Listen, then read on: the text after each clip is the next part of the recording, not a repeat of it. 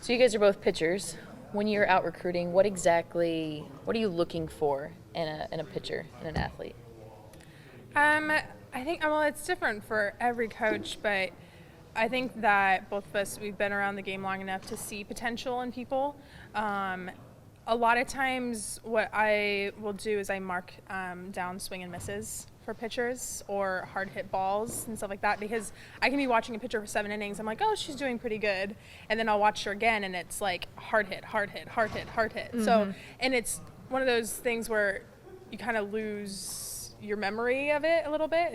Becomes a kind of a fluid thing. So, I mark down just swing and misses, because pitchers, especially if they're not used to people swinging and missing, that's probably not a good sign. But that's kind of the basic. I think the hard hit balls is a good indication of movement, but it's also when if I see someone with like pretty decent mechanics, I'm like, okay, they're getting hit hard, but let me watch where the pitches are going. That was terrible pitch calling. So if we would have called this here in this situation, they wouldn't have gotten hit hard. So it's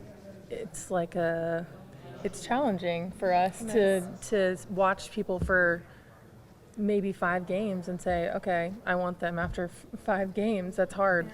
Yeah. Especially when they're still 15 years old. Yeah, and going back to that, that's why camps and clinics are so important, so we can see you up close and get to manipulate what you're doing mechanically, so we can see if you're going to be a good fit for our program. Yeah. And camps and clinics are huge too, because you learn if a kid's coachable or not. If I'm telling a kid, hey, make this adjustment, and it's still 15 minutes later and I'm still asking her to make that adjustment, probably not going to go with that kid. So, and this line that gets said to every single athlete working a clinic, but my coach taught me, please do not say that line. But my coach told me should never be said to another coach. So, it's just you learn so much about the athlete and whether or not they would fit in with you, and vice versa. Yeah, and I think another thing that I look at is composure, how they react on the mound, how they interact with their team.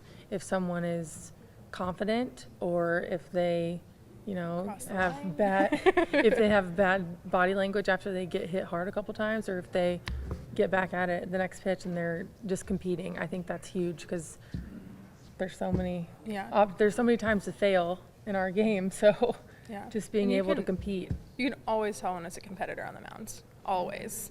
And I mean, God bless Michigan for recruiting me, because I was a fiery kid in high school.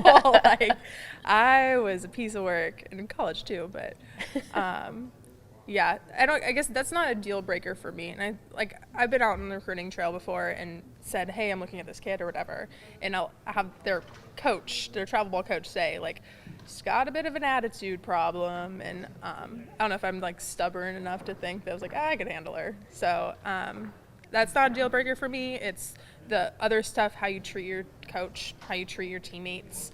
That stuff does not fly.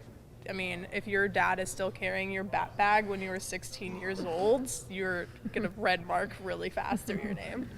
So pretty much what we're saying is, at the mid-major and Division II, we're recruiting the blue-collar athletes that are going to work harder than the people that have gotten the opportunities or the offers in their 7th and 8th grade years. So we're just looking for that hard worker that's going to buy in and commit to everything that we give them, and we think that can help them be the best athlete they can be and not have that pushback.